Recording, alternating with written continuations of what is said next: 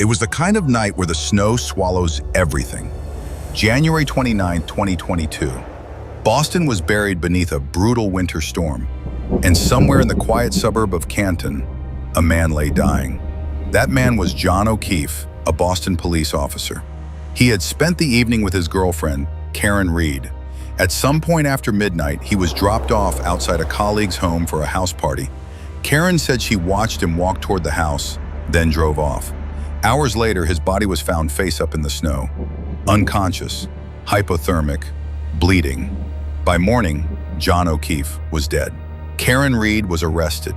Police said she'd struck John with her SUV, either during an argument or by accident, and left him to die. A second-degree murder charge followed. The headlines were swift, the outrage louder. But not everyone was convinced. From the start, things didn't add up. The evidence felt murky. Conflicting witness statements, gaps in surveillance footage, questionable timelines. Investigators were close with those inside the house. Other officers, friends of O'Keefe. And the crime scene? Cleaned too quickly. Then came Aidan Kearney, known as Turtle Boy, a brash blogger turned citizen investigator. Through his platform, he exposed inconsistencies, conflicts of interest, and alleged cover-ups that mainstream media had ignored. His reporting sparked a wildfire online. Soon, signs saying #FreeKarenReed began appearing in windows and on courthouse steps. Lines were drawn. Families were divided. Was Karen a killer or a scapegoat? The courtroom became a battlefield. And in July 2024, after weeks of emotional testimony and a jury torn apart by doubt, the trial ended in a mistrial. Months after the trial, a confidential informant came forward, someone on the inside.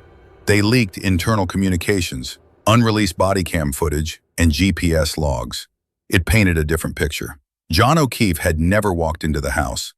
An altercation broke out in the driveway, tied to personal tensions and department secrets.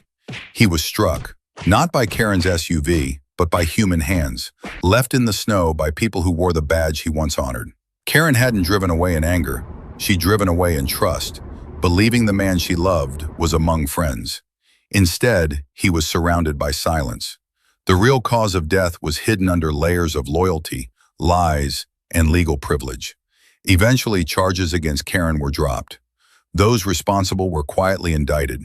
But the scars, on the community, on the badge, on the truth, remain. In the quiet town of Canton, snow still falls. Justice drifts like wind through leafless trees, unseen, unsettled.